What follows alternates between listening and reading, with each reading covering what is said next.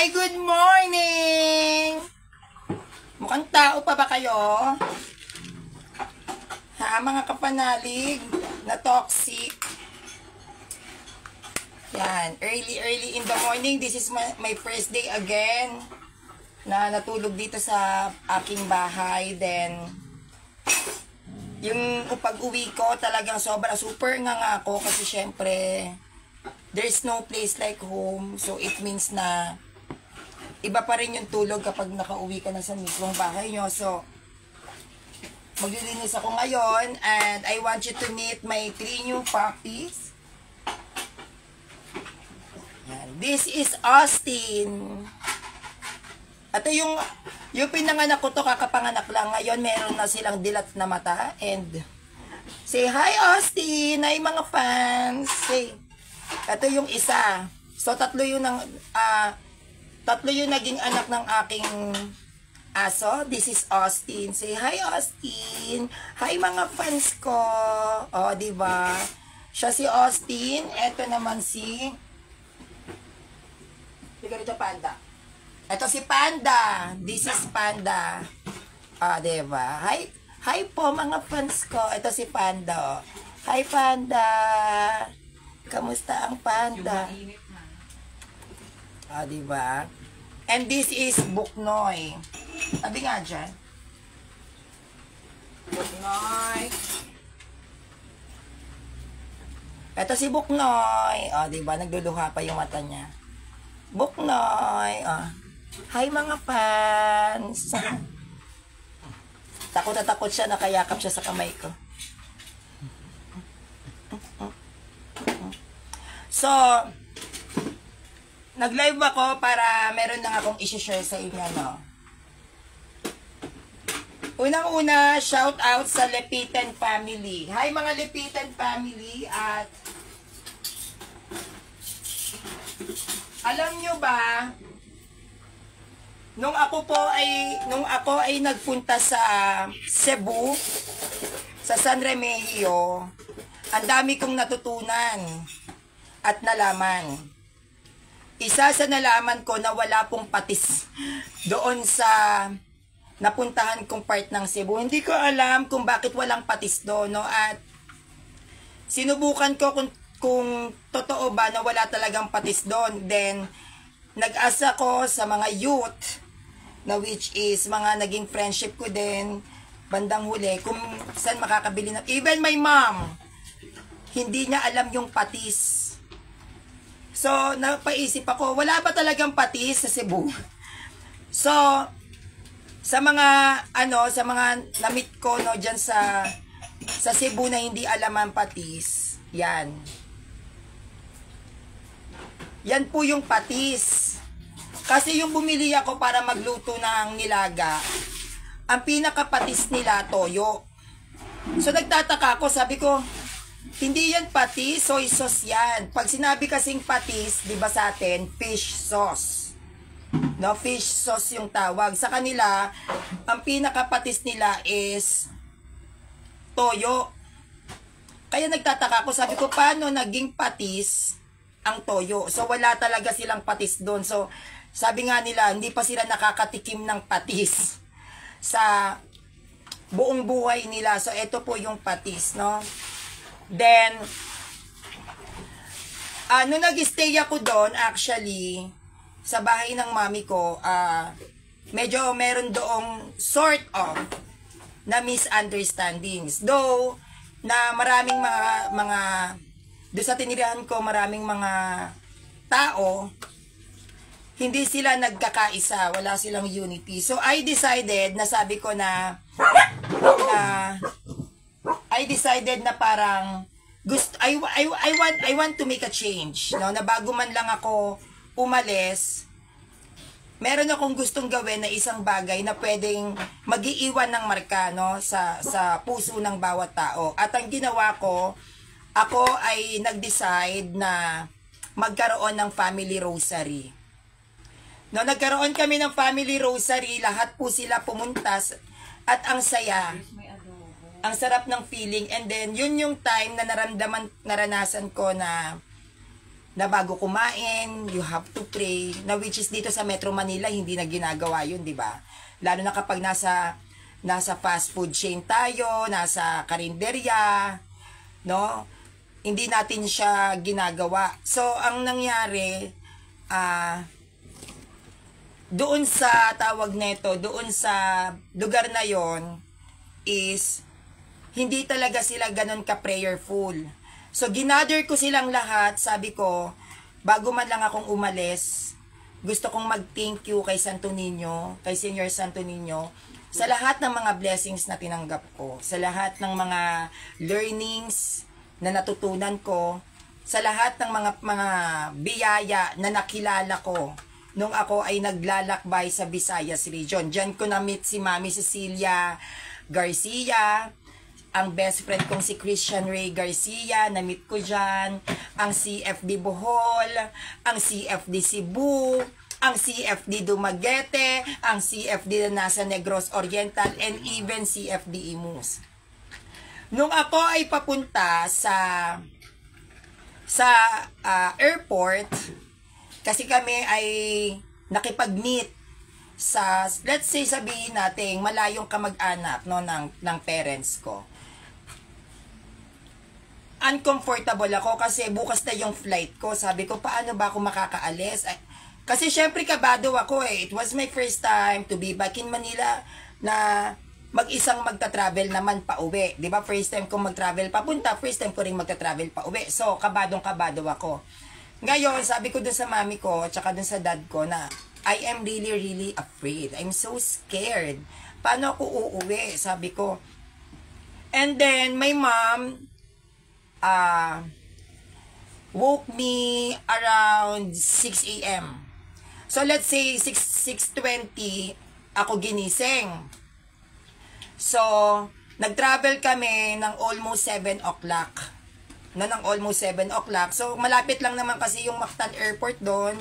30 minutes lang para makapunta tayo dun sa airport. So, nag-travel ako dun sa airport. So, pagpunta ko doon sa airport, akala ko, ang flight ko is 10:30 a.m. Yun yung ina-expect kong, yung boarding time ko, 10:30.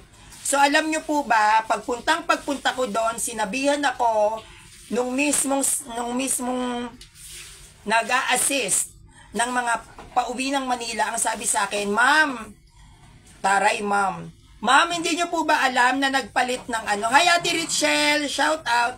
So, hindi nyo po ba alam na nag-change ng schedule? Sabi ko, ha? Nakapunta ako, nakarating ako ng airport 7:10 ng umaga, 7:10 to 7:15, wala kasing traffic. So, ma'am, hindi nyo po ba alam na nagbago po ng schedule, ng oras ng pagta-travel?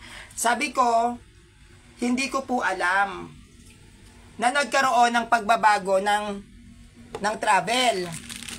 Sabi ko, anong oras? So, sabi sa akin, ang travel time ko, 7:50. So, ilang minutes na lang, nakahabol pa ako. Tapos, alam nyo po ba, wait lang. Alam nyo po ba na pagkahatid sa akin dun sa airport, eto yung weird. Pagkahatid sa akin sa airport, diretsyo na po ako sa eroplano. Hindi ko na nagawang magpaalam ng maayos dun sa parents ko kasi kabado ako eh. Sabi ko, Lord, uuwi ako mag-isa, saan ako pupunta, saan ako dadaan. Pagpasok ko mismo dun sa airport, dire-diretso na yung way ko. May mga nag-guide na sa akin, may mga nakilala akong mga Bisaya papuntang Manila na ang haba ng pila.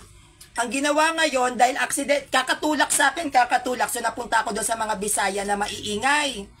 Hanggang sa nagbibisayaan sila, tawa sila ng tawa, yun pala nakasingit kami. Kami yung pinaka nasa unang line. So, dire-diretso ako pasok ng eroplano. Pagkapasok ko ng eroplano, sinabihan ako na sabi ko na, saan po yung seat ko dito? Kasi nasa 16D. 16D ako. So, yung letter D pala na yon na seat ko, tabi ng bintana. So, upo ako doon. Sabi ko, hala, sino kaya yung makakatabi ko? At natutuwa naman ako kasi yung nakatabi ko pa, magjowa na kaedad ko din, na talagang hindi ako nahirapang lumabas. So, habang nakapila ako doon, papasok na ako ng eroplano, may nakatitig sa akin. Sabi ko, sino itong nakatitig sa akin? Nakatitig talaga sa akin.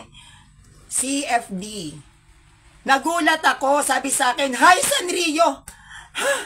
May nakakakilala sa akin, nasa pila ako. So, lahat ng tao nagtinginan sa akin, nahiya ako.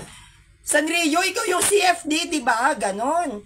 Pinapanood ka namin. So, hindi ako makareact. Natense ako kasi ang daming tao sa aeroplano Tapos, ako yung unang pumasok. Di umupo ako. Sabi ko, eto na, lilipad na yung eroplano, kinakabahan ako. So, hindi pa nakakalipad yung eroplano, umuupo pa lang yung mga passenger doon sa mga, designation seats. Doon dumaan yung CFD Imus na member. Na which is, alam nyo na meron akong issue sa CFD Imus, di ba, before. So, dumaan sila doon, kumakaway sila. "Sanrio, ikaw pala yan. Nakita din kita," ganyan. Di syempre ako nung una nagdedma. Dinedma ko kasi nahihiya nga ako. Nakatingin sa akin yung mga pasahero. So, nung nagbumaba yung eroplano, dahil antok na antok ako, wala pa akong tulog, kukunin na yung luggage, yung check-in baggage ata yung tawag. So, nandoon siya sa paikot-ikot na ganon. Kasi hindi ko alam kung saan kukunin So, nagtanong-tanong ako, saan po ba makukuha yung check-in baggage ko? Kasi first time ko nga pong uuwi. So, umikot-ikot siya.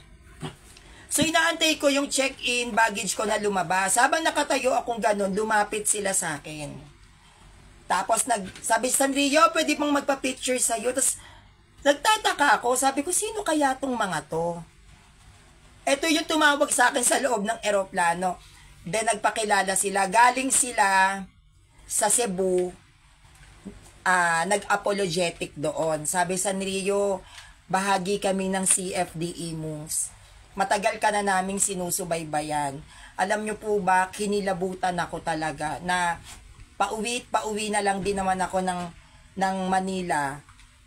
Nakakita pa rin ako ng CFD Imus. Kahit po nung papunta ako ng Dumaguete para sumalang sa radio station ng Protestant para makapagdebate, pasakay na lang po kami lahat-lahat ng barko. May nakakilala pa sa akin na mga hindi ko kilalang mga Katolik na, "Ikaw si Sanrio, di ba?" Na yung pakiramdam is flattering. Kasi may nanonood pala sa aking Bisaya. Kasi aminin naman natin, usually hindi talaga ako tinatangkilik ng Metro Manila. Ayaw sa akin ng mga taga Manila. So, ine-expect ko kung ayaw sa akin ng taga Manila, mas ayaw sa akin ng mga taga Visayas. Kasi hindi naman ako Visayas. Pero, nung nag-travel ako dun sa Visayas, iba yung init ng pagtanggap sa akin ng mga Bisaya. Nandiyan dyan yung pagpunta ko ng Cebu, sinalubong ako ng mga CFD Cebu talaga. Isa na dyan si Kuya Sunday. Sino nakakilala rito kay Kuya Sunday? Sikat yon at nagtuturo siya, nakipagkita ako sa kanya, saka sa CFD dun sa simbahan. So, sinabihan ako, pupunta ka ng Dumaguete, makikita mo yung mga CFD doon. So, pagpunta ko ng Dumaguete, sinalubong naman ako nila Kuya Jun Santillan. Mga kilala naman silang mga debater, public, sa Dumaguete. So, sinalubong ako ng mga officer ng CFD Dumaguete doon. Sinalubong din ako ng CFD na taga Negros Oriental na kilala namang singer. Kilalang singer at entertainer sa mga stage, si Christian Ray Garcia. Tapos, nung kami ay papunta na ng Bohol just to tour, no, para mag-tour lang, makita ang Chocolate Hills, ang mga tarsier doon. Total, malapit na rin naman kami sa Bohol. Nag-ferry lang kami, no? Sumakay kami ng ferry. Sinalubong naman ako ng isa sa kilala sa punto por punto, si Tita Josie Tenyo, na, "Sanrio, pupunta ka ng Bohol, dito ka sa bahay magstay." So, kasama ko yung parents ko, 3 lang kami as a family. Nag-stay kami sa bahay ni Tita Josie Tenyo. Siya naman yung nag-lead para makita ko si Kuya Jando, Nag-meet kami ni Kuya Jan, doon nakarating ako ng punto por punto office. Nakarating ako kung saan natutulog at nakatira si Father Darwin Gitgano. Narating ko yung iba't ibang matatandang simbahan, most especially yung katedral nila. Katedral ng Tagbiliran? Tagbilaran. Doon ako ngumanga na, oh my God, sa buong buhay ko, ito ang pinakamagagandang simbahang nakita ko. Alam nyo yung bawat pinta, kapag nagpunta kayo ng Bohol, yung bawat pinta ng simbahan, talagang detailed by detailed siya. Nakikilabutan kayo na, ito pala yung simbahan kung saan nagsisimba yung mga sinaunang Pilipinong Kristiyano. At inalam ko yung mga history. May simbahan akong napuntahan na yung dingding gawa sa itlog. Gawa siya sa itlog. Kaya kapag ginawakan nyo yung dingding, para siyang pulbos na unti-unti siyang nadudurog. Kaya ang ginawa ng simbahan, ng ating simbahan sa Pinas, siya, ni-restore. Kasi nga nauubos siya. Tapos, may napuntahan akong simbahan na akala, aakyatin ko dapat. Meron siyang hagdan sa pinakagitna ng simbahan. Tapos kala mo magko-concert ka, yung parang kakanta ka, kasi may mic eh. Tapos may hagdan, tapos sa pinakagitna merong tungtungan. So tinanong ko, sabi ko, bakit ganyan? Sabi ko, aakyat sana ako. Dito ba kumakanta yung mga choir? Sabi, hindi. Dahil noon, ang sinasagawa sa Pilipinas ay traditional Latin Mass, di ba, kung saan nakatalikod ang pare, ganun ang misa noon. Doon umaakyat yung pare para marinig yung gospel. Talagang kakaiba, ultimo yung mga dati nilang suot ng mga pare, yung mabibigat. Nakapunta ako ng Baclayon Church, Dawis. Nakapunta ako ng Dawis. Yung iba nakalimutan ko na, pero halos lahat ng simbahan sa Bohol talagang pinuntahan ko. Gusto kong makita. Meron pa akong nakita doon. Yung Archbishop na namatay sa accident sa bus. Hindi ko alam kung nahulog ba. Tapos namatay siya na parang running for saint. Alam nyo, meron dun part ng simbahan kung saan siya nakalibing. Pero hindi ka pwedeng mag-picture-picture kasi iba yung feeling, maiiyak ka. Sabi ko nga, what more pa ko yung mga saint na talaga yung nakita ko. Nalimutan ko na yung pangalan ng pari na yan, pero wait. Pero ano bang pangalan nun? Actually, kumuha ko ng pamphlet niya. Eto si Teofilo Camomot. Yan. Pinuntahan namin si Venerable Teofilo Camomot. Ito yung cardinal, na hindi ko alam kung cardinal siya o bishop yung tawag, na namatay sa accident. Tapos, under process na yung kanyang canonization as para maging saint. So, ayun, Bishop Camomot. Ayun po, Heaven and Saints. So, nagpunta kami doon. Tapos, siya, running for saint. Ang tawag sa kanya ngayon is Venerable. So, yung nagpunta kami doon, ang nangyari is, shampoo?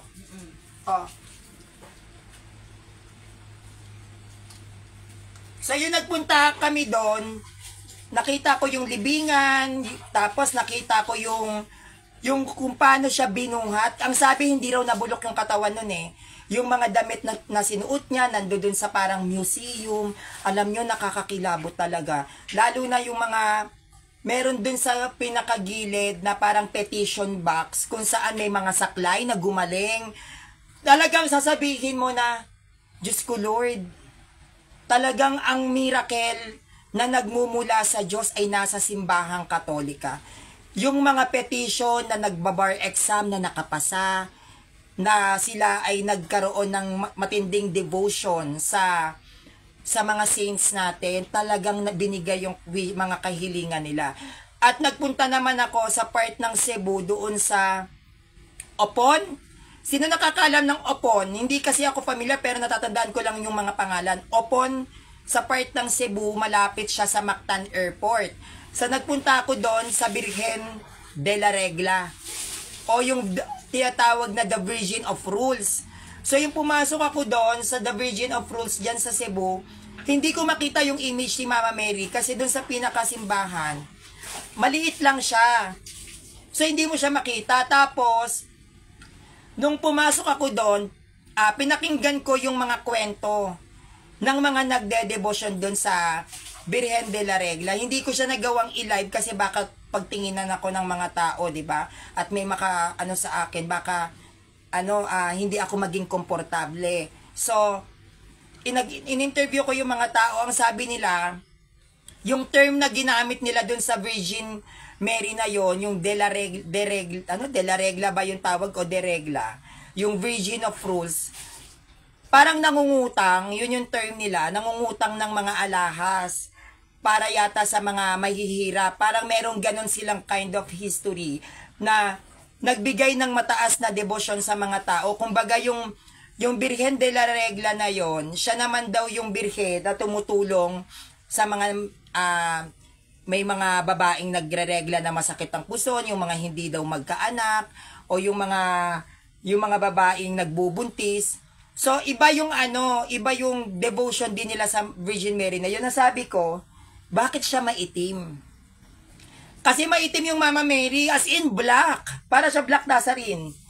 Ayun nga lang, si Blessed Virgin Mary siya itim. Sabi galing daw yata yun sa Portugal.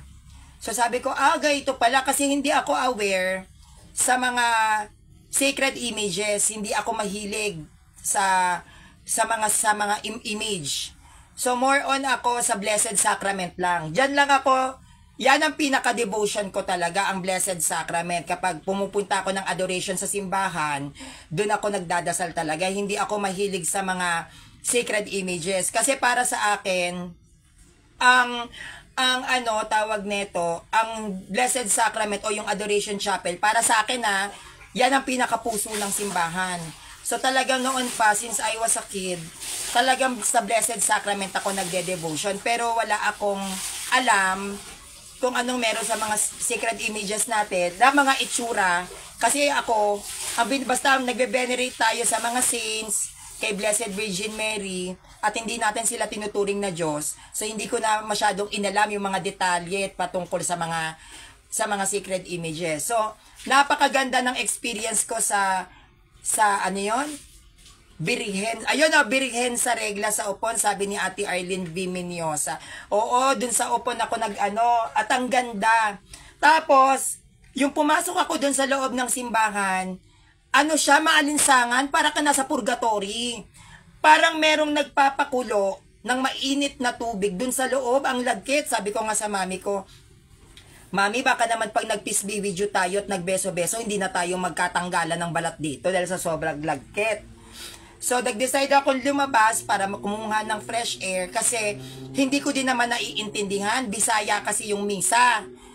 So, ako, napapatitig ako sa mga katabi ko kasi feel na feel pa nila yung kanta nila, papikit-pikit pa. Pero Bisaya yung dialect. Sabi ko nga sa sarili ko, sana ganyan din ako kagaling mag-Bisaya. Nakakaingit naman sila.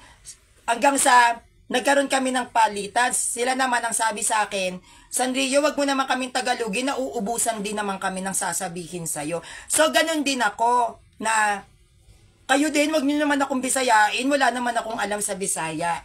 So, ganun yung naging twist. Tapos doon, nung ako ay nakauwi na,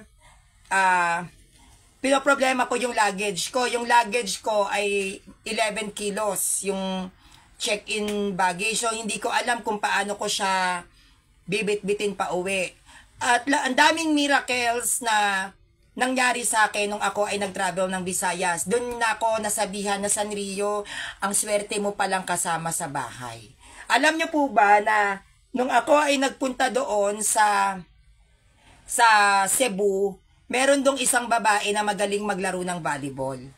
Hindi ako sporty type. Sabi ko, hindi ako mahilig sa sports. So, sabi ko, sige, gusto kong manood ng volleyball para naman makita ko kung gaano kagagaling ang mga Bisaya. Alam niyo po ba, nagpunta kami doon at bumili pa ako ng ihaw-ihaw para manood ng volleyball. Hindi po dumalo yung kanilang kalaban. So, nanalo yung kasama ko. Sabi ko pa nga, nako siguraduhin yung maganda yung kalaban nyo talaga. Eh di, hindi sumipot. So unang panalo na nung kasama ko. Nung pupuntahan namin maglalaro. Sabi ko, ako pa nga yung nagalit, ano ba naman yan? Hindi ako nakanood ng laro. Bago ako umuwi, dito sa Maynila, ganun ulit. Manonood na naman ako ng volleyball. Sabi ko, naku talaga, kapag hindi pa natuloy, magagalit na talaga ako. So, sumama ulit ako para manood ng volleyball. Hindi na naman sumipot yung isa sa magagaling na volleyball team sa lugar nila. At nanalo na naman sila. Kaya doon, parang sinabi nila na Sanrio, iba. Iba ka talaga. Sa buong buhay ko, first time ko tong naranasan na 2 beses akong sumama na magkasunod sa laban nila na hindi po sumupot yung 2 magagaling na team ng volleyball. No, so nagkaroon sila ng 2 panalo.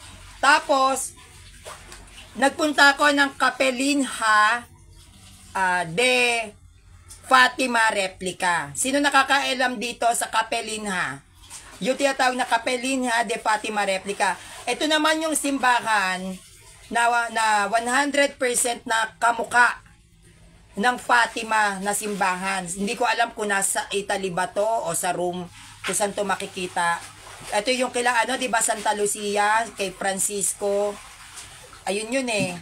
At kay Francisca, yung 3 saint na bata, yung pinagmula ng Oh my Jesus, forgive us our sins, save us from the fires of hell. Yung nagbigay nun. So, ginaya nila yung totoong itsura ng simbahan. So yung nagpunta ako doon, hindi ko alam na First Friday. Hindi ko alam na First Friday at kasama ko na naman yung mga Bisaya na relatives ni Mami, Cora Adams. So, pagpunta namin doon, nagmasid ako sa loob ng simbahan. Ang ganda ng simbahan. Napaka-open niya sa kalikasan. Bukas na bukas sa kalikasan. So, alam niyo po bang sumalubong sa akin? Eucharist. Inililibot ang Blessed Sacrament sa buong simbahan. Hawak-hawak nung pare. Iyak ako ng iyak. Sabi ko, Lord, grabe ka. Grabe yung pag-welcome mo sa akin sa lugar kung saan ako titira. Na ikaw mismo ang sumalubong. At habang umiiyak ako, kasi binibidyohan ko yun eh. Sabi ko, totoo bang nangyayari to? Na kalooban ba talaga ni Lord na mapunta ako dito? Sabi ko, alam kong may plano ka kung bakit ako nasa Bisaya. Then, nag-attempt kami para makita si Father Shano Ubod. Kasi gusto kong malaman yung side niya. Gusto ko na mawala yung galit at inis ng ibang Katoliko kay Father Shano Ubod kasi siya pa rin ay pari natin. And we have to give respect to that priest. So, nagpunta ako doon sa simbahan ni Father Shano Ubod sa saan ba yun? Linguan? Linguan ba yun? Basta merong dun siya nagmimisa sa San Vicente Ferrer, Linguan, basta parang gano'n, Linguan, Cebu. So, nagpunta ako. Pagpunta namin, wala siya. So, sabi ko, ano ba naman to, malas? Ayaw ni Lord na magpakita sa akin kasi pari yun eh. Malas ko. Eh, yun pa naman, yung kinabukasan, papunta kami ng Bohol to meet Father Darwin. Dito na. Punta kami ng Bohol. Sabi ko, kailangan makita ko si Father Darwin. Ayon, Liloan! Sa Liloan. Doon kami nagpunta. So, nagpunta kami ng Bohol to meet Father Darwin. Nainis na naman ako. Kasi, pwede kaming magkita ni Father Darwin. Ang problema, yung schedule niya at schedule ko.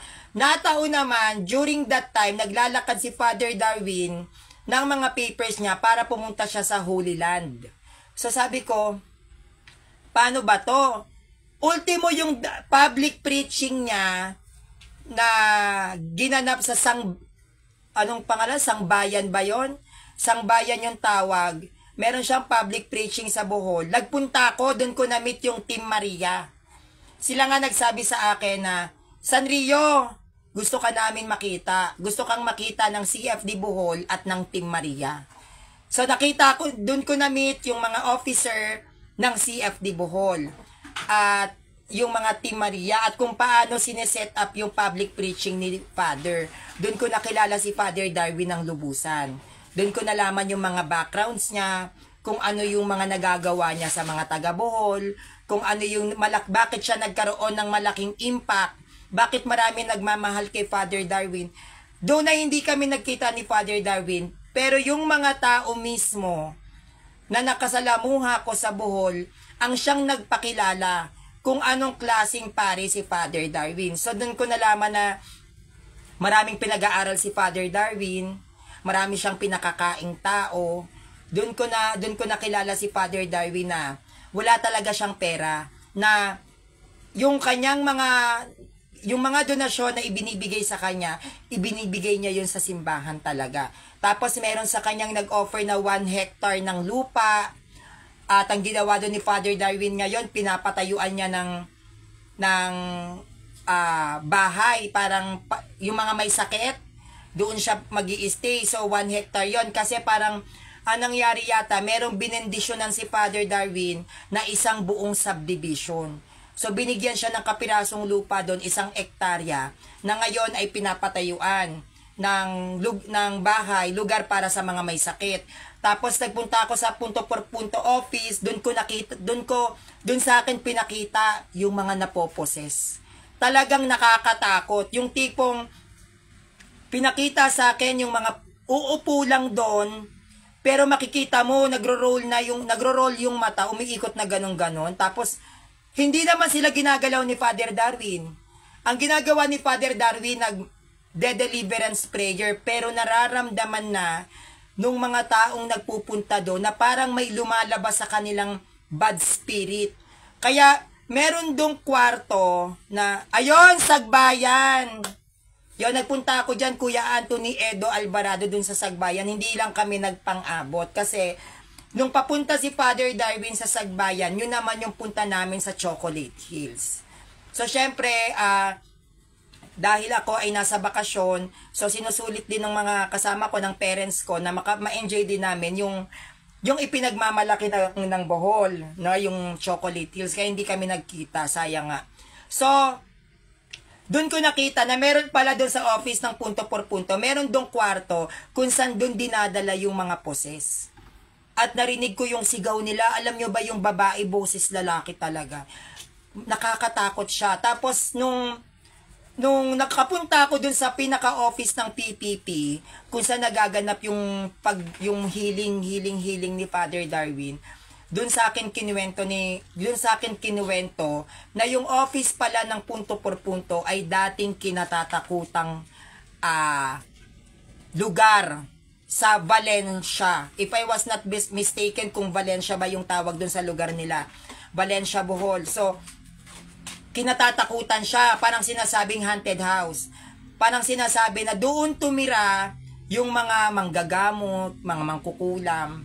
Parang yung pamilyang yon, tas may namatay doon na, basta parang ganon, na parang possess yung lugar. Doon ako nakapag-isip na, eto ba kinatitirikang lupa o lugar ni Father Darwin Gitgano ay ito yung Matthew 16 verse 18. Kasi dun sa Matthew 16 verse 80, 'di ba, na Pedro, sa ibabaw ng batong ito itatayo ko ang aking iglesia. Yung lugar na yon kung saan nag-usap si Christ at si Peter, kinatatakutang lugar, haunted. Pinaniniwalaan ng mga tao na yan ay haunted, na punong-puno ng kasamaan, na kapag napunta ka doon mamalasing ka. Na which is ganun yung dating stand ng office ni Father Darwin, ng punto por punto, na parang nakakatakot siya, na ngayon pag pumunta kayo doon, napakamaaliwalas, no? At doon ko nakita sa mga nandoon na ultimo yung mga nakikita natin sa PPP, 'di ba? Na sila pala ay talagang mga mahihirap lang din. Na kinupkup sila ni Father Darwin, yung mga anak nila pinag-aaral ni Father. At syempre dahil sila ay wala namang mga maayos na trabaho, binibigyan sila ng financial support ni Father Darwin para maitaguyod ang kanilang mga pamilya. Pero hindi pa pwedeng hindi nila gagawin, syempre, yung kanilang responsibility bilang mga defender ng simbahan. So, doon ko narinig yung pag-uusap na nagagalit pala si Father Darwin pag hindi nakakapag-grocery. So, parang required yata na kailangan everyday mag-grocery tayo. Doon ko nakita, doon mas lalong binigyang diin yung halaga ng Santo Rosario. Pag nagpunta kayo doon sa punto por punto office, doon nyo mararamdaman na kailangan ko pala talagang mag-grocery. Kasi talagang iba yung mga naging experiences nila pagdating sa deliverance. Talagang nakakakilabot. Hanggang sa hindi kami nagkita ni Father Darwin, so we have to go back to Cebu. Nung ako ay nasa Cebu, bago ako makarating ng Cebu, may nag-aantay sa akin sa airport. Isa siyang matagal nang nanonood sa mga live ko at na-touch naman ako. No, kasi sino ba naman ako para puntahan ng mga tao, no? Bago kami magkita, nagsabi na siya sa akin na, Sanrio, matagal na kitang pinapanood, gusto kitang makita. At binigyan niya ako ng regalo. Nag-aantay siya doon, nakaupo, ang tagal niya akong inantay para lang makita ko. Siya si Ate Entil Auguis Puracan. Bago kami nung nag-meet na kami doon sa pinaka-port, kung saan ako magta-travel pabalik ng Cebu, merong isa doon na lalaki na hindi nga lang marunong magtagalog na kinakausap ako. Sabi ko, ano ang sabi? Ang sabi, kilala kita. Napapanood kita. So, Catholic din siya. So, syempre, nahiya ako kasi may mga katabi siya na parang nag-aasikaso dun sa mga maglalayag na barko. Hindi ko siya pinansin. So, sa sobrang hiya ko, kasi ayoko yung dadaan ako na para kang artista. Nahihiya po ako, parang masyadong nabulgar, 'di ba? Kumbaga, syempre nag-iingat din ako, alam niyo naman po ang mga death threats ko. So, nung ako ay nagpunta na ng Cebu, nakarating na kami ng Cebu, tinry namin kinabukasan na mapuntahan si Father Shano. Nakarating kami doon sa simbahan ni Father Shano ng magsa 7 a.m. So, wala na naman si Father Shano. Sabi, bubalik daw kami ng 12 ng tanghali. Hindi. Ng 7 ng gabi. Kasi 7 siya darating. So, nung nag-7 na, bumalik kami doon sa Liluan kay Father Shano, wala na naman. Sabi ko, Lord, malas. Ayaw mo talaga. Si Father Darwin, hindi na kami nagkita. Si Father Shano Ubod, ayaw mo pa rin sa akin ipakita. Baka hindi ako nararapat makilala yung mga paring ito. So, nung paalis na kami, biglang dumating si Father Shano. Doon ako nagkaroon ng taimtim na pakikipag-usap sa paring yon. Alam nyo po ba, nag-usap kami ni Father Shano, ongoing ang mass. So, hindi siya yung nag-mass. Sa labas kami, inabot kami ng 1 oras.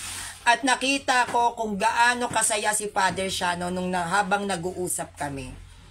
At ang sabi niya sa akin, na hindi ko makakalimutan. Ang isang Katoliko, Sanrio, na nanlalait sa'yo, ay hindi tunay na Katoliko. Yun ang sabi ni Father Shano Ubod sa akin. Tatandaan mo to, Sanrio. Ang mga Katoliko na nanghuhusga sa'yo ay hindi tunay na Katoliko. Katoliko lang sa pangalan, pero wala sa puso. Sabi ni Father Shano, ipagpatuloy mo yung ginagawa mo. Kaya yung nagsasabi dyan na si Father Shano galit sa CFB, alam ni Father Shano na ako ay isang CFB. At masaya siya. No, masaya si Father Shano nung nag-usap kami na bilang isang CFD, nararamdaman niya yung pagiging Katoliko ko.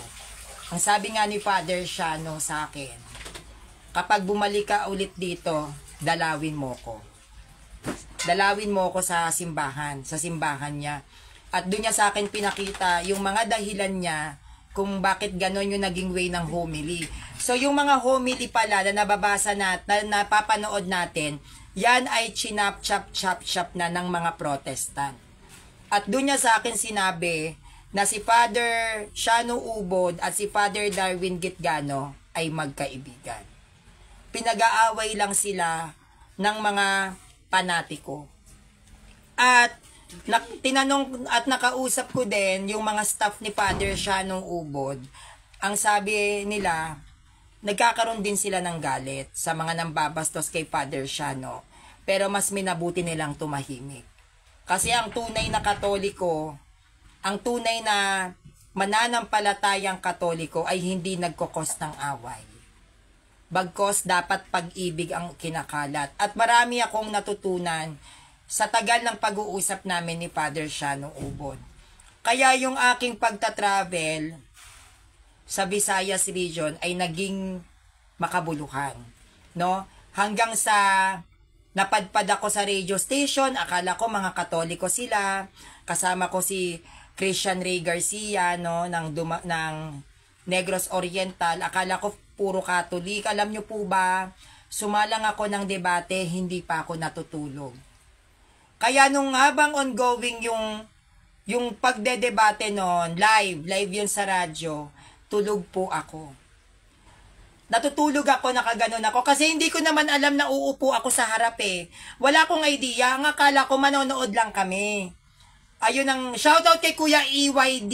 Yan, si Kuya EYD, isang CFD, no, hindi ko siya nakilala, na meet ko siya dun sa radio station nung debate, nung nagkaroon ng debate. So, naupo ako, sumandal, tas nanonood sa mga nakikipagdebate na Katoliko sa mga Protestant. Tas hanggang sa nakatulog ako, nagulat ako, bigla akong pinatayo. Sanrio, tumayo ka na, uupo ka doon. Akala ko naman, magpapakilala ako kasi hindi ako ready, hindi po talaga ako nag-aral. Wala akong inaral, ni isa hindi ako nagbuklat o nagbasa o nag-gather ng ideas. Ang topic nila, Holy Trinity. Sabi ko, my God, anong isasagot ko rito? Hindi ako nakapag-aral. Ang naging ano ko na lang, naging armas, sabi ko, Mama Mary, hindi ako handa. Pero ipamagitan mo ko. Kailangan ko ng wisdom. Ipamagitan mo ko sa Panginoon, nabiyayaan ako ng wisdom sa oras na to. Hindi ako pwedeng matalo. Matatalo ang anak mo. Matatalo si Christ. Sabi ko, anong gagawin ko? Wala akong alam. Ang topic, Holy Spirit. Ito na. Bunganga ng bunganga yung protestant dun sa radyo. Tapos ako nakikinig lang kasi Bisaya eh. So nag-observe ako, ano bang sasabihin ko? Hindi ako nag-research. Wala akong research. Hindi ko alam kung paano ako magbibitaw ng salita, kung paano ako sasagot. Tapos pinanonood ako ng maraming tao. Mapapahiya lang ako. Nakatitig ako, pero habang nagdadasal ako, meron nang sumasagot sa isip ko. Parang merong boses na nagsasalita na, Sanrio, ito yung sabihin mo. And talagang it's a great miracle na nung binigyan ako ng pagkakataon para magsalita, hindi ko na mapigilan yung bunganga ko talaga. Dire-diretso yung pagsasalita ko dun sa Protestant. Hanggang yung dumating ako sa point na napapalakpak na yung mga kasama kong CFD na Sanrio, ang galing mo, para mo silang pinapagalitan. Na hindi ko rin maipaliwanag sa sarili ko kung paano ko siya nasabi. Basta kusa na lang nagpa-flashback sa akin yung mga inaral ko na hindi ko siya mapigilan, na nasalita ako ng salita. 2 beses akong nabigyan ng pagkakataon para magsalita sa harap ng mga CFD na ang tanging nasa isip ko lang is kailangan kong maipagtanggol ang simbahan. Hindi ko na iniisip kung paano ako magsasalita, kung ano yung sasabihin ko. Basta ang nasa utak ko lang, kailangan kong maipagtanggol ang simbahan. Hanggang sa tuloy na yung flow ng bibig ko. Alam nyo po ba, after nun, sabi ko sa inyo, katatapos lang ng debate ko sa radio station, isinalang ako agad-agad sa public preaching. Yun yung pinakamabigat para sa akin. Kasi nanonood doon yung CFD Dumaguete, nandoon yung sikat na Islam. Sino nakapanood dito yung sa Islam na sinabihan niya yung INC na hindi nyo ba alam na ang Catholic Church ang nag-compile ng Bible? Yung Muslim na pinagtanggol ng simbahang Katolika, meron siyang kausap na Protestant, nandoon siya. So, pressure ako, sabi ko, my God, yung viral na Muslim nandito. Yung mga sikat na CFD ng Dumaguete, nandito lahat. At first time kong mag-public preaching, anong gagawin ko? Hindi ako nag-aral. So, umupo ako, pawis na pawis ako kasi takot ko eh. Ngayon, ina-expect ko na yung public preaching ko ay magtatagal. Hindi ako agad sa sala kasi ang bala ko, makikinig muna. Titignan ko yung flow o yung cycle nung nagaganap na public preaching at saka ako sa sala. Ngayon, kumanta to si Christian Ray Garcia. Yung kumakanta siya, akala ko naman magtatagal na hindi ako agad yung tatawagin. Alam niyo po ba, ako yung unang-una niyang tinawag. Sabi ko, anong gagawin ko? Anong sasabihin ko? Anong itatapik ko? Kaya, nung binabanggit na ni Christian Ray Garcia yung pangalan ko, deadma yung mga tao. Kasi tinitingnan ko yung kapaligiran yung mga Bisaya. Sabi ko, ang daming mga kabataan ngayon na hindi nakikinig sa Word of God. Ang daming mga kabataan ngayon na binabaliwala yung aral ng simbahan. Ang nasa utak ko lang, kailangan akong gumawa ng isang eksena na kung saan pupukawin ko lahat ng atensyon ng mga nandoon para makinig sa aral ng simbahan. Kaya nung ako ay lumakad palapit doon sa public preaching, doon sa mismong mic, kahit na pagod ako, antok na antok ako, at gutom na gutom talaga ako, tiniis ko yun. Hiyang-hiya ako, gusto kong lumubog. Kasi Manila taga Manila, so expected na kapag ikaw ay nasa lugar ng Bisaya, alam nila ang galaw ng isang Manilenya, di ba? O Manilenyo. So lahat sila nakatingin, hawak-hawak ko na yung mic. Sabi ko, Lord, bahala ka na. Ikaw ang mangusap para sa kanila. Gamitin mo ko para sa kanila. Paghawak ko po ng mic, nakita ko lahat ng tao na para nag-slow motion na tumigil. Lahat sila, doon ako kinabahan na habang nagsasalita ako sa gitna ng plaza, nakita ko ang reaksyon ng napakaraming tao na nakatitig at nakikinig sa akin habang nagsasalita ako. At sinabi ko nung time na yon, habang ako ay nagpipreach, Lord, I offer this to you. Iniaalay ko ang araw na to para sa'yo. Nagpreach ako, itinaas ko ang ating simbahan, nakatitig lahat ng tao, ang mga CFD. Sabi ko, ang CFD Dumaguete, you will be proud of me. Magiging proud kayo sa akin sa kabila ng kapintasan ko. Ipagmamalaki nyo rin ako. At nung nahawakan ko yung mic na yon, ang sabi ko sa sarili ko na ipapakilala ko kung sino ako sa personal. Kung ano yung tunay na kulay ko sa personal. At alam nyo po ba, after that, ayaw pa nila akong pauwiin. Ayaw pa nila akong pauwiin nun.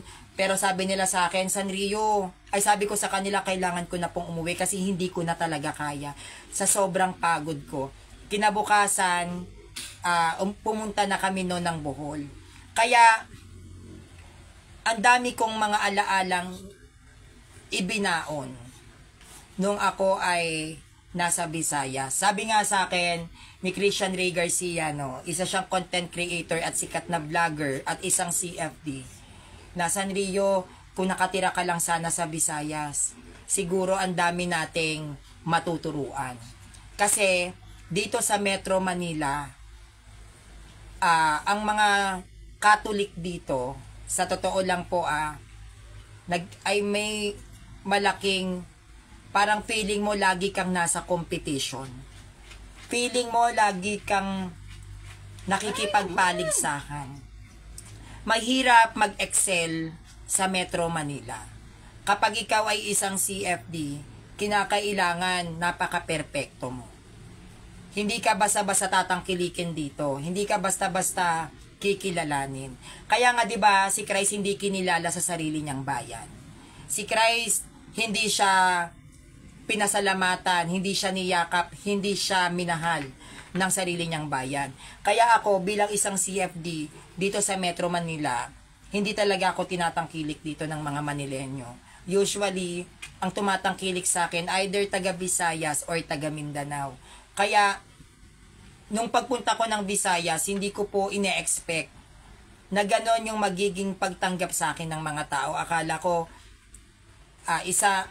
deadma lang ako o normal lang na parang hangin lang akong dadaan, pero hindi. Kaya sa lahat ng mga CFD na Bisaya, proud na proud ako sa inyo. Dapat po magkikita kami ni Jong Chua. Sino po nakakakilala kay Jong Chua dito? Yung nakalaban ni Father Darwin Gitgano sa God Died, and God Died literally, yung kulot yung buhok. No, yung part ng LGBTQ, dapat magkikita talaga kami. Yung araw ng pagkikita namin dapat na mag-overnight naman ako sa kanila, nataon yung parents ko umalis. Merong importanteng lakad, so hindi ako nakapag-travel papunta dun sa bahay nila. Then kinabukasan naman, paluwas na kami ng city. Dahil dun malapit yung airport kung saan ako pauwi na ng Maynila. So hindi kami talaga nagkita. Pero sabi ko, kapag may pagkakataon, no, na ako ay makapaglakbay muli papuntang Cebu, yung mga galit sa God Died literally or yung mga against sa God Died literally, sila naman ang pupuntahan ko. Gusto kong makita, gusto kong marinig yung side nila. Kasi bilang isang Katoliko, bilang isang CFD, dapat lagi lang tayo sa gitna. Hindi kasi ako yung tipong tao na dahil alam natin na tayo ay nagpapasakop din, no, sa ating simbahan na God died literally tayo, but it doesn't mean na dapat nating awayin yung mga nasa stand ng God died, na which is both Catholic yan, na dapat ipinagdadasal natin sila. Kaya nga po yung iniwan kong salita doon na kahit na ako ay nasa side ng God died literally, hindi po nagsasara yung utak ko na pakinggan din yung side nila. Bakit ganito yung inyong stand? Para maintindihan ko din sila. Pero ako, makikinig ako sa kanila, hindi para tumutol, hindi para kumontra, para lang sabihin tama ako, God died literally ako, sila God died, mali sila. Hindi ako pupunta doon para makipagtalo, pupunta ako doon para makinig. At maintindihan sila. Kasi nakakalungkot po talaga na nagkakaroon ng malaking division ang mga Katoliko sa Cebu. Na imbis na tayo yung maging bridge para sila ay magkaisa, tayo pa yung nagiging daan talaga actually para lalo silang mag-away. So ako gusto ko, kumbaga sa tali, may tali ang God died at may tali ang God died literally, gusto ko silang pagbuhulin at magkaayos. Ayoko silang pag-away-awayin. And last but not the least, no, yung nagsasabi sa akin na, Sanrio, mayaman ka na. Yung parents mo, ganito, okay, paprangkahin ko po kayo, no. Nung ako po ay nasa Cebu, alam to ni Christian Ray Garcia, hindi po ako humahawak ng pera. Alam po yan ni Christian Ray Garcia, hindi rin po ako mayaman. Ang lahat po ng mga lugar na napuntahan ko, libre lang yun. Nilibre lang po ako. Magmula sa pamasahe ko, sa mga gamit na meron ako, binili yun para sa akin. Kasi nung nagpunta po ako doon, wala po akong masuot. Alam nyo naman po, hindi po ba na wala naman din akong kakayahan na makabili ng mga gamit ko talaga. So dahil kulang yung mga gamit na dala-dala ko, napilitan silang bilan ako ng gamit na masusuot ko para maging komportable sila pagkasama nila ako doon sa mga lugar. So lahat po ng magagandang gamit na nakita nyo sa akin, binigay po nila yan sa akin. Hindi ko po yan binili. At hindi po purikit ako ay may abroad na magulang, which is sila po ay foster parents ko, ay nangangahulugan na mayaman na ako. Hindi po. Nung sila ay umuwi ng Pilipinas, ako ay nilibre lang po nila. Hindi po nila ako habang nasa Visayas ako, hindi po ako nagbuhay reyna doon. Hindi po. tumira ako doon sa bahay, nag-iigib ako ng tubig, naglalaba ako ng mga damit nila. Syempre, dahil magulang ko sila, yun na rin yung pagsusukli ko sa kabutihan na ipinakita nila sa akin. Dahil sila ay almost 70 years old na. No, magsa-70 na sila pareho. So dahil syempre ayoko naman din na mapagod sila at mahirapan. So bilang isang tinuturing din naman nilang anak, gagampanan ko yung pagiging anak ko. So gumigising ako tuwing umaga doon, nag-iigib ako, inaakyat ko yung sa hagdan, pinupuno ko yung mga timba-timbang tubig doon ng mag-isa. Kasi usually walang tubig doon. Naghuhugas ako ng plato, naglilinis ako ng bahay. Hindi po ako nagbuhay mayaman doon. At lahat po ng mga tao na nando doon, na nakasalumpuha ko, alam din naman po nila na napakapayak lang ng pamumuhay ko nung ako ay nando doon. Ang inuulam ko, ginamos. Hindi po ako nag-inarte doon na gusto ko ng manok, gusto ko ng baboy. Kahit nando doon ako yung tinuluyan namin kila Christian Ray, alam po nilang ugali ko, naghahanap ako ng gulay. Yung tumira po ako ng Bohol kay Tita Josie Tenyo, hindi ako naging maselan sa pagkain. At hindi rin ako mahilig kasi sa pagkain. So, ang usually na talagang nire-request ko karinderya. Kahit na gusto ng parents ko na kumain kami sa fancy restaurant, ang hinahanap ko talaga ay karinderya. So, yung nagsasabi dyan na mayaman ako, hindi po. Libre lang po yun. No, at hindi ko po yun sariling pera. Kaya nga sabi ko sa sarili ko, my God, isang buwan ako nandito. Paano ko kaya mababayaran yung upa ko? Upa ng bahay ko, yung tubig, yung kuryente. Isang buwan akong wala. Isang buwan akong hindi nakapaghanap ng kikitain ko. So, paano na naman ako neto? May 7 akong aso. Nanganak pa yung aso ko ng 3, 10 na sila. Paano ko na naman ba sila mapapakain? Kasi syempre, bumalik ako sa lugar ko rito sa Maynila, zero balance na ako. Wala na ako kahit piso. So, ano na naman ang gagawin ko? Hindi naman po pwede na bababa ako dyan, gaganon-ganon. Nakita ng mga taga dito na nasa Bohol ako, tas wala pa rin. Diba? Na para nagpunta-punta ka doon sa Rio, wala ka na naman na pala. O sige, magdepensa ka pa. Kaya ngayon, malaking pasasalamat ko lang sa pinsan ko, si Ashley, kaway-kaway. Ayan siya. No, si Ashley, siya yung nagbantay talaga sa mga alaga kong hayop. Alam nyo po ba, habang ako ay wala, si Ashley, na pinsan ko, ay 1 buwang kumain ng sardinas. Kaya nga sabi ko, buti hindi ginalis yung bunganga mo. Sardinas, tuyo, ito nga po yung tuyo, oh. Inaamag na. Inamag na siya. Ito yung kanyang kinain habang wala ako. Kasi talagang hindi po ako nakapagpadala ng pera sa kanya kasi hindi naman po ako binibigyan ng pera doon. Wala po akong perang natatanggap ni piso. At ayon, nung tinanong naman ako na kung ano yung gusto ko, nagpunta kami sa religious store sa Santo Niño de Cebu, yung Del Minore de Cebu yata yung tawag doon. Nagpunta kami doon sa religious store.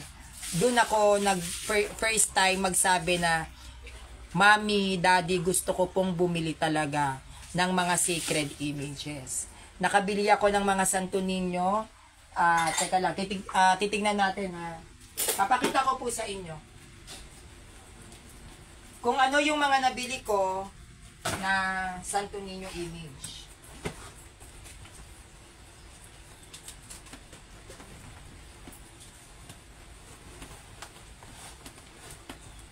Yan, ito yung isang box ng image na binili sa akin sa Santo Niño Church kasi mahilig akong magdasal.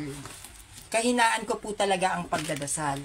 So ito po yung pinabili ko bago ako umuwi. Hindi ako mahilig sa material, yung mga damit, hindi ko siya hilig. Mahilig ako sa mga religious items. So nung ako ay nandoon, tinanong ako kung ano talaga yung gusto ko. So binilahan po nila ako ng, ito yung una kong pinili, Saint Michael the Archangel. Yan.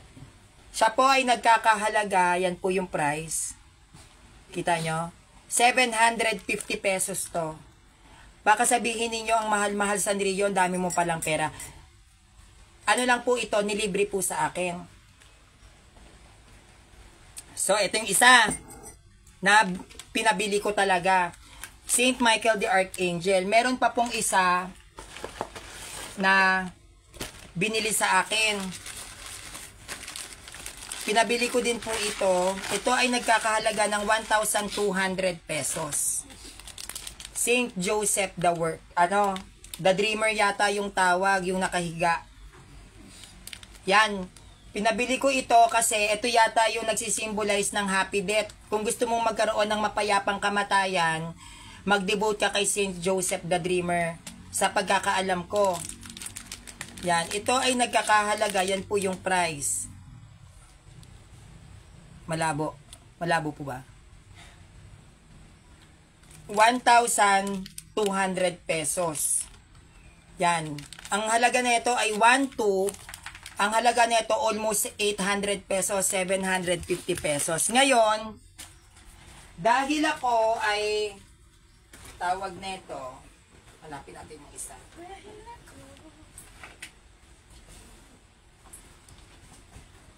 Dahil po ako ay nagpapa-Bible quiz bee, ako po ay binilihan ulit ng mga ibibigay ko po sa Bible quiz bee.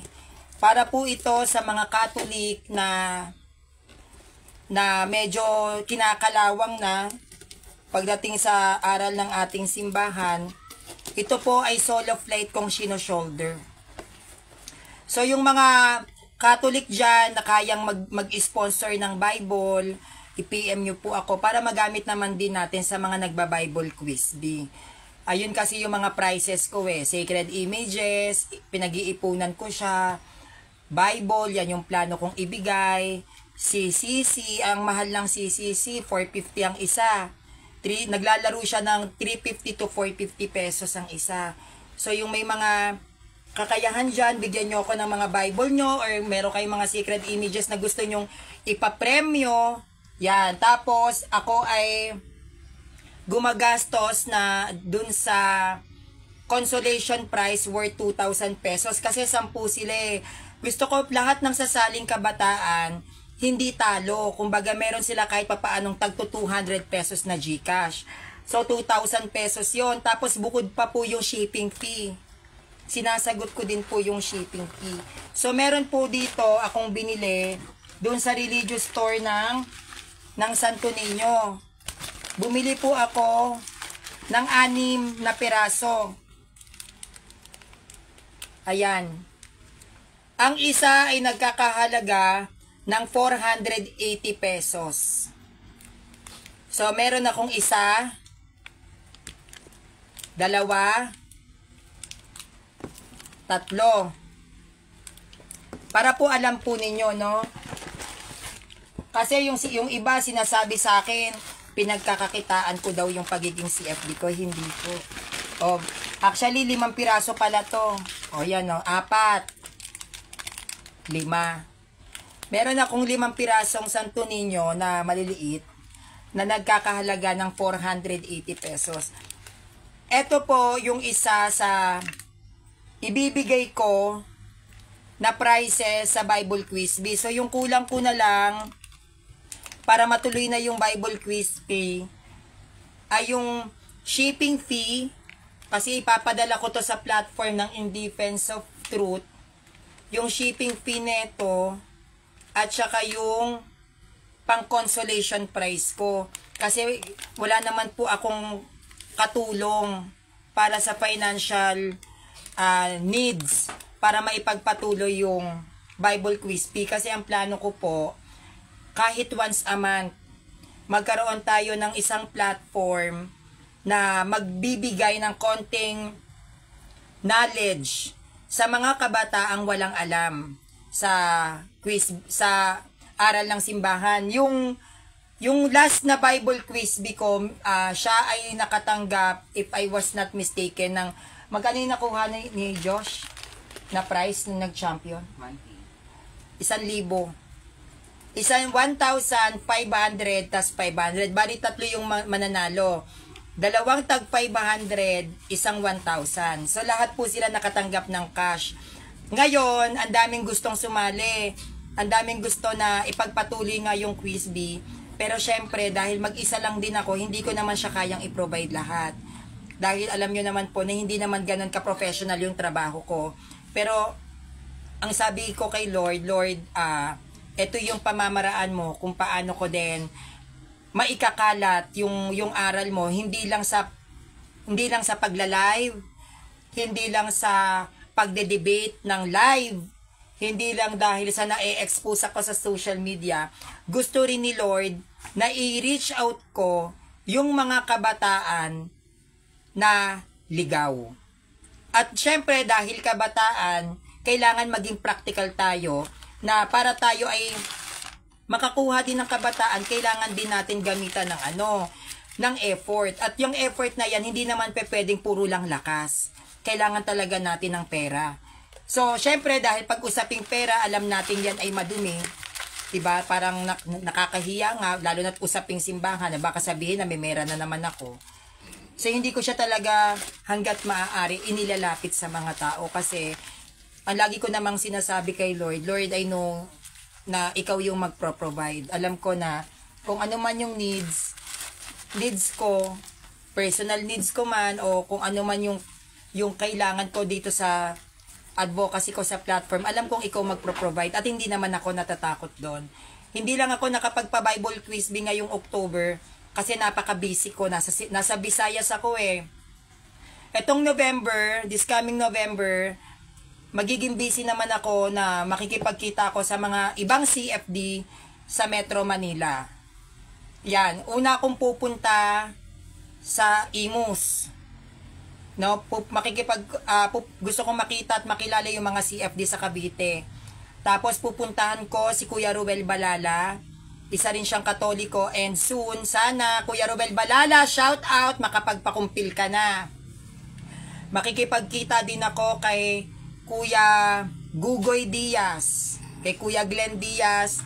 Siya naman ay wala pang kumpil at praise God, magpapakumpil na din, no? Talagang kinulit-kulit ko yung dalawang yan, si Kuya Ruel at saka si Kuya Glenn, no? Makakapagpakumpil na rin. Soon magkikita rin kami niyan. Si Ate Michelle Kadaldal na dating party goer, at dahil naging malalim ang friendship namin, isa na siyang ngayon, katikista. Can you imagine, nag-meet kami niyan, ang hikaw, ang laki-laki, pero sa pagtsatsaga at sa tagal ng friendship namin, ngayon, isa na siyang katikista. No? Sabi ko nga sa sarili ko, Lord, dahan-dahan baguhin mo ko. Dahan-dahan change me. And I know, nararamdaman ko siya. Siguro hindi pa naman ngayon, pero I am preparing myself na isang araw baka hindi na mahaba buhok ko. Talagang magpapagupit na ako. Di ba nakikita nyo naman yung mga damit ko, talagang nagbabago na, hindi katulad noon, kulang na lang makita ka, luluwa ni Sanrio. Ngayon, napakasimple na lang kasi sinasanay ko na rin kasi yung mata ko na magsuot kung ano yung dapat suotin ng isang lalaki. So, sinasanay ko yung mata ko na magsuot ng panlalaki, maging mukhang lalaki, kasi yun naman talaga ako, isa akong lalaki, though mahirap sa akin, tinitirin ko na yung sarili ko kasi I know, nakikita ko din yung sarili ko na hindi na ganito yung itsura ko. So, in His time pa din, di ba, Diyos pa rin ang magdidikta kung ano yung dapat kong gawin para sa sarili ko, at nakikita ko yung sarili ko isang araw na nagsasalita ako na hindi na ganito yung itsura ko. Pero sa ngayon, dahil nahihirapan pa rin akong mag-adjust, so, inuuna ko muna sa pagdadamit. Dati ang mga suot ko, nag-i-spaghetti strap ako, ang iksi-iksi ng short ko, lalabas ako dyan, tas nag-face powder, ngayon hindi na. Talagang wala na akong nilalagay sa mukha ko, maliban na lang sa magic lipstick ko, o yung eto. Kasi nga, nag-shop lagi yung labi ko, yan, naglalagay ako ng lip balm. Para kahit papaano naman, hindi naman ako mukhang zombie, di ba? Yung kahit papaano may buhay naman yung mukha ko. Pero marami na rin akong nilet go sa sarili ko na hindi laging basihan yung ganda ng itsura. Kasi ako noon, nahihiya ako kapag lalabas ako tas hindi ako kagandahan. Pero habang tumatagal, nung sinesearch ko ang faith ko, sinesearch ko ang simbahan, doon ko nare-realize pa kunti-kunti na hindi mahalaga yung kung paano ka tignan ng tao sa itsura mo. Ang mahalaga is kung paano ka tinitignan ng isang tao sa pagiging katoliko mo. Noon kasi, ang tinitignan ko is kung paano ko titignan ng tao, maganda ba ako, fresh ba ako, 'di ba? Ngayon hindi na ako ganon. Ang tinitignan ko, paano ba ako titignan ng bawat tao bilang isang katoliko. So nandoon na ako sa level ng spirituality na kailangan ko nang mag-matured. Kasi hindi na rin kasi biro yung mga lugar na napupuntahan ko, or siguro kasi eto rin yung mga natutunan ko o yung mga realization na nakuha ko nung ako ay nag-travel sa Visayas, na hindi tayo dapat magpo-focus kung maganda ka ba, kung ang tingin ba sa'yo ng mga tao sa paligid mo is gustong-gusto ko yung itsura nito kasi sexy, kasi ang ganda ng mukha. Hindi. Ako, iba na. Ang tinitignan ko is kung paano ko tignan ng bawat tao bilang katoliko. Anong klaseng katoliko si Sanrio? Siguro doon ako nakafocus at kung paano ko ba ipinapakita sa tao yung pagiging katoliko ko. Kaya napakahirap para sa akin yung pagsisimula. Kasi nandito na ako sa punto ng buhay ko na kailangan ko nang baguhin yung mga lumang kinaugalian ko. Katulad ng gigising ako, dapat maayos ako, maganda ako, yung tipong pagtitinginan ako ng mga tao sa labas na sasabihan na ang ganda-ganda ni Sanrio, crush ko si Sanrio. Dati, ganun ako kahit yung mga nakaraan, ganun. Pero ngayon, na-realize ko na siguro mas maganda kung magpapakasimple lang ako, yung ako na lang mismo yung aabot sa mga nasa ibaba, na kung ano yung lifestyle doon, kung ano yung itsura nila doon, dapat ganon din ako. Para madali kong maipreach o maipamahagi yung mga aral ng ating simbahan. Kasi ayoko rin na nai-intimidate sila o naiilang sa akin na Sanrio, kilala ka, napapanood kita, tas nahihiya sa aking lumapit. Kasi yun din yung na-realize ko nung nasa Visayas ako, na may mga nag-chat po sa akin, lalo na nung nagpunta ako saan ba ako nagpunta noon na nakita nila ako? Dun sa kay Father Darwin, dun sa dialogue niya, dun sa Sagbayan dyan sa Bohol, yung nagpunta ako doon kasi may public preaching, marami pong nakapalo sa akin na nakita ako. At hiyang-hiya sila na lumapit sa akin. Na which is, ayoko ng ganon. Na gusto ko, yun yung naging realization ko, na kapag nakita ako ng bawat katoliko, lalapit sila sa akin kasi hindi ako nakakailang nalapitan. Na gusto ko makita nila ako na napakasimple ko lang, yung itsura ko napakasimple ko lang. Kaya nung sunod-sunod na alis namin, bago ako umuwi ng Maynila, hindi na ako nag-ayos.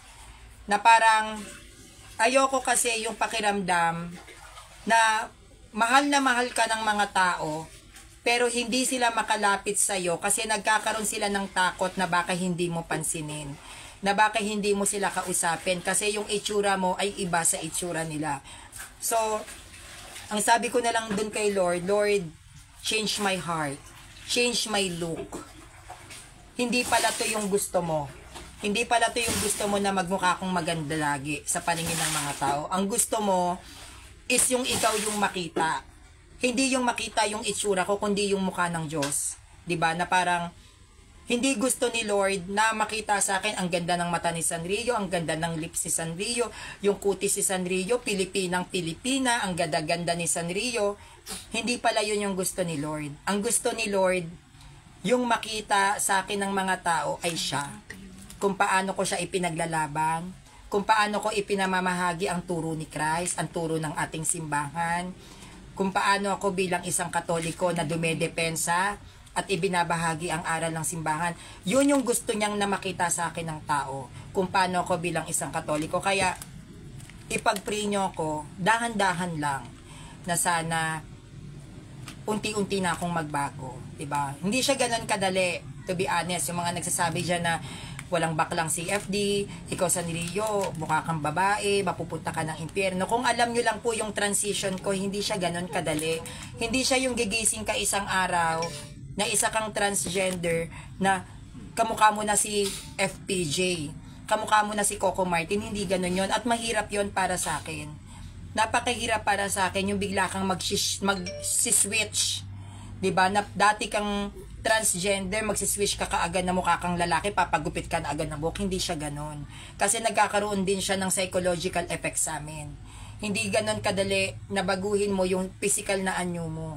Yan ay laging nasa process. Kaya nga, dahan-dahan. Nung una, ang kapal ng lipstick ko, nakakilay ako, tinanggal ko yan.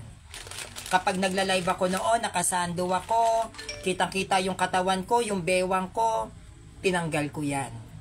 Ngayon, tingnan nyo yung suot ko.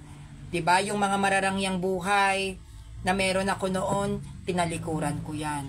Ang dami kong sponsors galing sa iba't ibang lalaki, tinalikuran ko yan. Dahan-dahan, at little by little, meron akong tinatalikuran.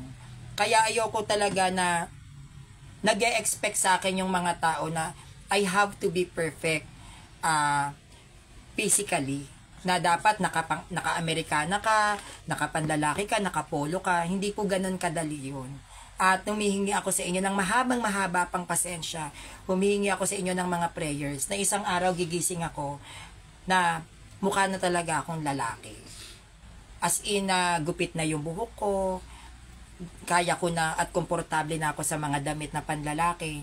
Yun yung ngayon na ipinagdadasal ko na isang araw, Lord, alam ko na gagamitin mo ko. Pero syempre, sa ngayon, dahil nakauwi na ako ng Metro Manila, ang number one na iniisip ko syempre, kung yung saan ako hahanap ngayon ng pagkakakitaan. Kasi syempre, yung foster parents ko umuwi sa kanilang bayan, which is sa Cebu.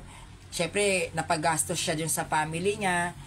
So, pare-pareho kaming zero balance ngayon. So, syempre, ako ngayon ay nagsisimula at nag-a-adjust ulit kung paano na naman ako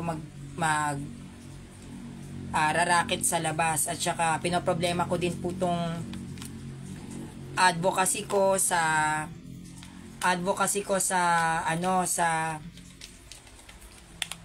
Bible Quiz B. And I would like to apologize and say sorry to all the followers of Father Darwin Gitgano na na-misinterpret ako kung paano ko siya dinefine as a priest. Kasi usually naman po talaga, based on my experience nung ako ay nasa Visayas, kapag hindi naman natin talaga kilala ang isang tao, talagang ma-judge natin. Siguro, may mga kanya-kanya tayong may kanya-kanya tayong pamamaraan kung paano natin titignan ng isang tao, ang isang bagay, o kung paano natin papakinggan yung sinasabi ng iba't ibang tao sa mga nakapaligid sa atin. Siguro na misinterpret ko talaga yung dun sa beer, diba? Kasi nakikita ko lang si Father Darwin, social media. Dumedebate, oo. Nakikita ko lang si Father Darwin, nagmamas, nagde-deliverance through social media. Pero iba kasi kapag kinilala mo siya. Kasi ako, wala naman akong balak din kilalanin talaga si Father Darwin. Ni sa isip ko, wala akong balak na alamin yung background niya. Kasi para sa akin, pari siya. Ayun, pari siya ng simbahan. That's it. Yun lang ang alam ko sa kanya, na bakit kailangan ko pang alamin yung ginagawa niya. Marami akong kinakailangang aralin. Marami akong oras na dapat gugulin, kaysa naman alamin pa kung anong ginagawa ni Father Darwin. So, nung ako ay napunta ng Bohol, hindi ko siya intensyong aralin at kilalanin. Kumbaga, yung mga tao na mismo ang nagsabi sa akin kung anong klaseng pari si Father, na katulad ko, may mga post akong nami-misinterpret ng tao, hindi ko rin naman yun ginagawa para lang siraan ng simbahan. Kasi ako minsan, nagpo-post ako, hindi para gawing tama ang mali, kundi nilalagyan ko kasi ng humor. Ganon ako kapag gusto ko mang-asar. Kunyari may only daughter, I am my parents' only daughter.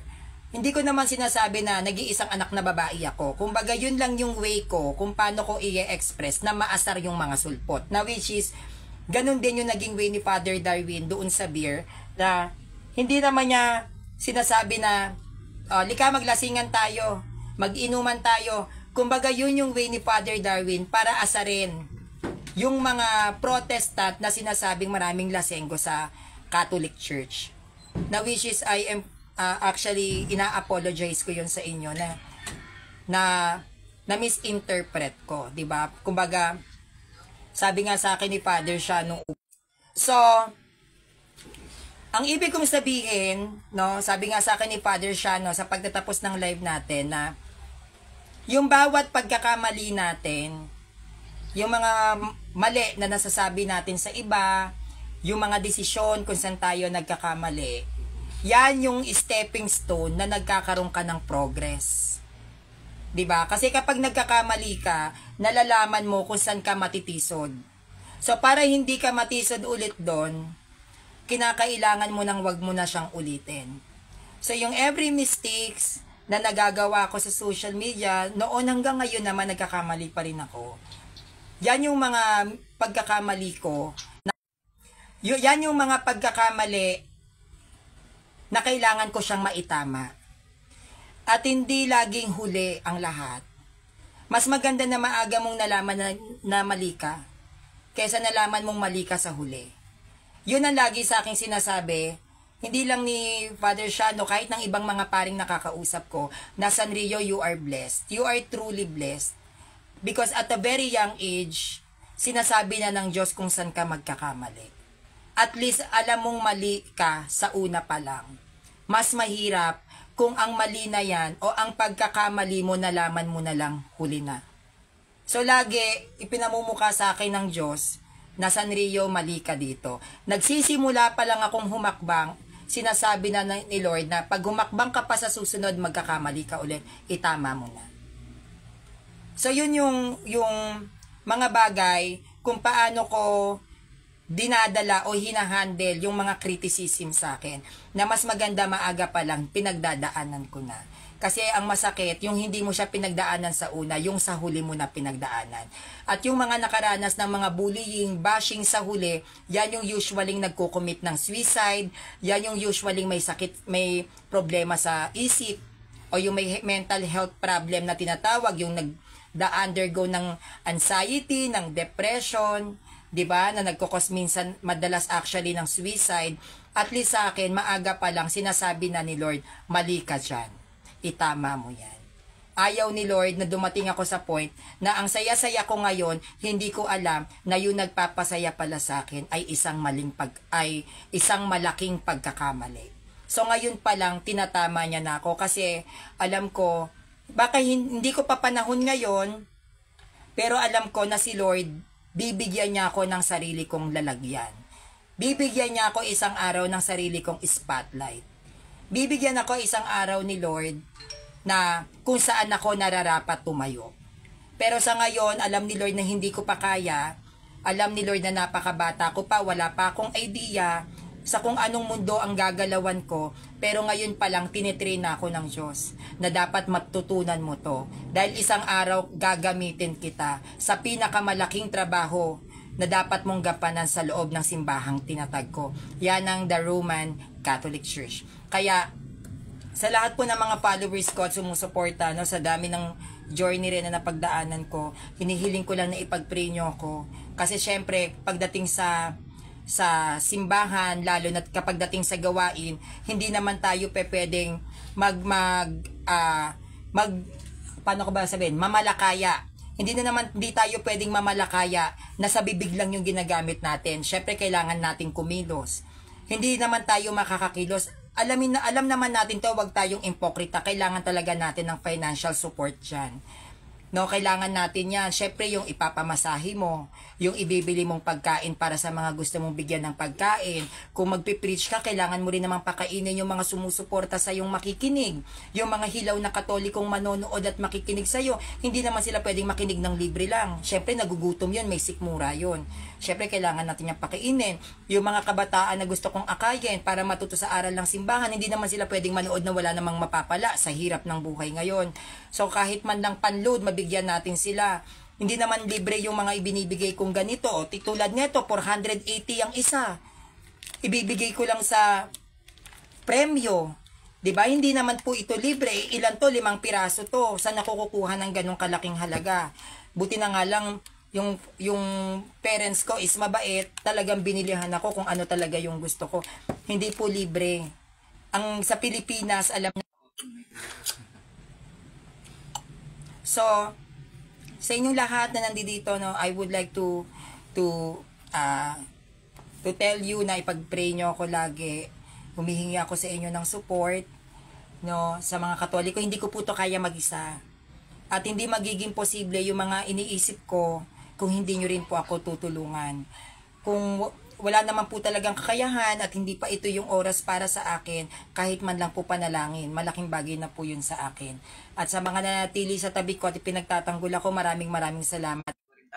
So, salamat po sa lahat ng sumusupport sa akin at sa mga nagtatanong sa YouTube channel ko.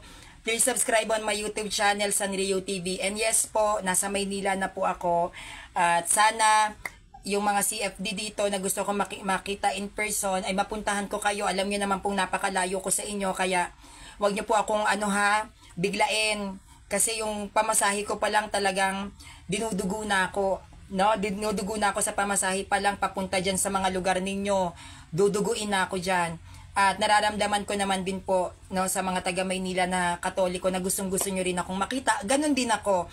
Gustong-gusto ko kayong makita at makasama, pero hindi naman po tayo pwedeng sumugal ng basta-basta lang. Dapat ito ay pinag-iisipang maigi. 'Di ba, na ito po ay pinaghahandaang maigi, pinag-iisipang maigi. So, wag po kayong mag-alala, no? May awa ang Diyos kapag ako ay nagkaroon kahit papaanong maluwag-luwag pagdating sa pera. Pupuntahan ko po kayo at ako mismo ang pupunta dyan sa mga parokya ninyo. Ngayon nga po ay pinoproblema ko yung aking kumpil. Kasi malayo po ang simbahan, kailangan ko pang kumuha ng certificate of communion. Hindi po ako makapag-travel, wala po talaga akong ipapamasahe. Dahil ang layo ko. Kailangan kong pumunta kung saan ako nabinyagan. At kung saan ako nag-first communion, kinahanapan ako ng certification na nag-first communion ako para makumpilan na ako. Hindi po ako makapunta. So, yun po, kailangan ko pumunta doon kung saan ako nag-first communion. Ang layo po nun sa amin, Maynila yun. Tapos yung ipapakain ko daw sa ninong at ninang, syempre magdininong at ninang sa kumpil ko, yung ipapamasahe din, tapos yung bayad sa kumpil. So lahat po talaga binabayaran na sa Pilipinas. So diyan ako nagkakaroon talaga ng problema. Kaya ipag-pray niyo po ako na makumpilan ako bago matapos ang taon na ito at mapuntahan ko yung mga CFD, yung iba't ibang parokya, yung mga bata na nagre-request na pumunta ako sa parokya.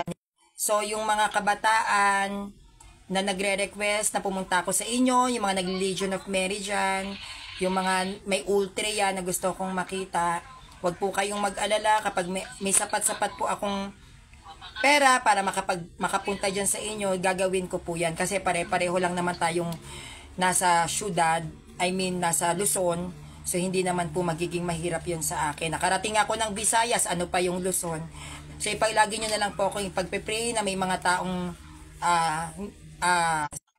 so, pag-pray nyo na lang po na sana laging may nakasuporta sa akin, o sana may mga taong gamitin ang Diyos na suportahan ako. Hindi po sa personal ko na needs kundi suportahan ako sa mga needs ko bilang isang Katoliko na maglakbay sa mga lugar na may mahihina ang faith, na may express ko din doon yung talinong binigay sa akin ni Lord. Alam niyo naman po, pare-pareho lang tayong hikahos at kapos. Ayun po na Alam niyo naman po, pare-pareho tayong hikaws dito, pare-pareho tayong mga gipit, pero ganun pa man, nothing is impossible kay God. So, yun lang po. And don't forget to subscribe on my YouTube channel, Sanrio TV, at paki-share ang live natin for today sa mga groups, sa mga pages, kasi unti-unti na rin po nanlalamig ang ibang mga CFD. So, ako na lang yata yung natitirang kabataan na hindi pa rin napapagod sa kaka-live. So, i-share po natin tong live natin para nang sa gayon ma-inform ang mga ibang mga Katolikong natutulog na gising-gising din. No? Kailangan tayo ng ating simbahan. So, yun lang po. Maraming salamat. Good morning! Nasa Metro Manila na po.